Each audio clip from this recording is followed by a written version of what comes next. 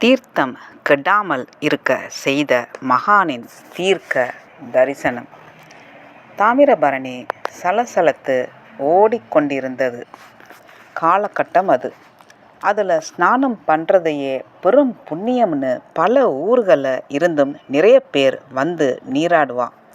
அந்த மாதிரி தாமிரபரணியில் நீராடவும் வழியில் உள்ள க்ஷேத்திரங்களுக்கு போய் அங்கே உள்ள சுவாமியை தரிசிக்கவும் அகத்துக்காரரோட யாத்திரை போயிருந்தா பெண்மணி. தாமிரபரணியில் ஸ்நானம் செஞ்சப்போ ஸ்படிகம் மாதிரி தூய்மையாக ஓடிண்டிருந்த அந்த ஆற்று ஜலத்தை பார்த்ததும் அந்த பெண்மணிக்கு ஒரு எண்ணம் தோணித்து. அந்த தீர்த்தத்தை ஒரு செம்பில் அடைச்சு எடுத்துண்டு போகணும். ஊருக்கு திரும்பினதும் காஞ்சிபுரத்துக்கு போய் மகாபிரியவாகிட்டே தரணும் அப்படிங்கிற அந்த எண்ணத்தை அகத்துக்காரர்கிட்டே சொன்னான். அதை கேட்டதுமே சத்தம் போட்டு சிரிச்சார் அவர். இது ஒன்றும் கங்கா ஜலம் இல்லை, இந்த செம்பில் நிறைச்சு மூடி வைச்சா ஒரே வாரத்தில் புழுக்கள் நெளிய ஆரம்பிச்சிடும். நாம் எல்லா தரிசனமும் முடிச்சிட்டு ஊர் திரும்பி அப்புறம் காஞ்சிபுரத்துக்கு போய் பெரியவாளை தரிசிக்க 15-20 நாளைக்கு மேலே ஆகிடும். அதனால் இப்படி எல்லாம் யோசிக்காதே என்றார். ஆனால் அந்த பெண்மணியோ தன் எண்ணத்தில் உறுதியாக இருந்தா.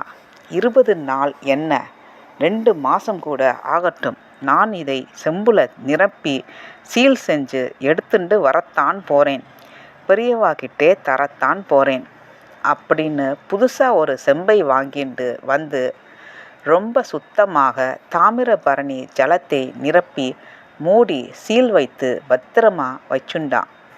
திருத்தல யாத்திரை எல்லாம் முடிச்சிட்டு கிட்டத்தட்ட 1 மாதத்துக்கு அப்புறம் காஞ்சிபுரத்துக்கு புறப்பட்டா. அவா போகும்போது மறக்காம தாமிரபரணி தீர்த்த செம்பை எடுத்துண்டா. அந்த பெண்மணி வழி முழுக்க அந்த தீர்த்தத்தை பெரியவாகிட்டே தர வேண்டாம், கெட்டு போயிருக்கலாம்னு பல முறை சொன்னார் அவளோட அகத்துக்காரர். ஆனால் அந்த பெண்மணி கேட்டுக்கலை. ஸ்ரீமடத்துக்கு போனதும் மகானை நமஸ்கரிச்சிட்டு தீர்த்த செம்பை எடுத்து அவர் முன்னிலையில் வச்சா அந்த பெண்மணி.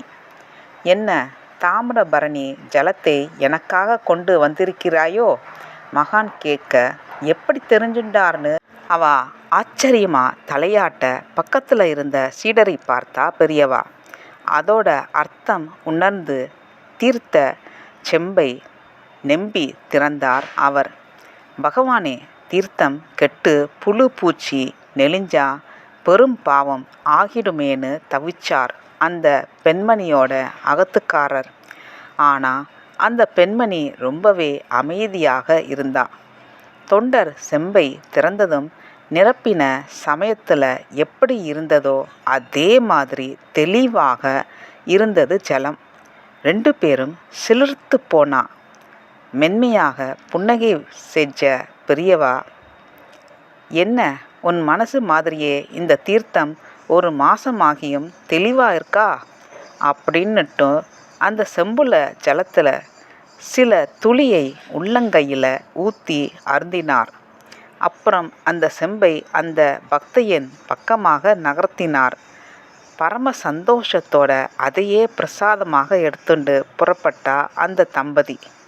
நன்றி, வணக்கம்.